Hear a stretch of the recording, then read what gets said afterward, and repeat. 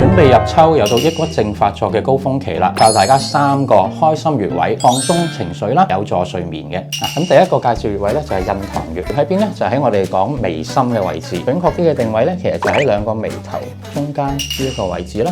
咁印堂穴係有助清理頭目啦，放鬆心情同埋改善睡眠嘅。咁大家如果覺得瞓得唔好啊，或者個頭唔舒服啊，都可以按呢個印堂穴去幫助舒緩一啲咁嘅症狀。嗱，咁第二個穴位咧就係神門穴啦。神門穴係屬於我哋心經嘅位置。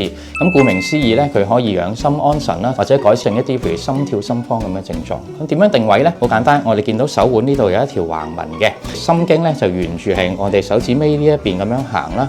咁我哋揾到咧呢一度手會摸到有一條筋嘅，係呢一條筋嘅內側同呢一條橫紋交界嘅地方咧，就係神門穴啦。第3個穴位咧，膻中穴，中醫又叫做氣會，身體嘅氣機咧集中喺呢個地方。咁所以按啦呢個膻中穴咧，針對一啲胸悶啊、心翳啊、啲心唔舒服相關嘅症狀啦，都有改善嘅作用嘅。呢個位置點樣定咧？好簡單，就喺我哋身體2個乳頭嘅連線中間，喺正心口正中呢一個位置。按壓嘅時候可以用拇指啦，或者係成個手掌啦，咁去加強個力度去按嘅。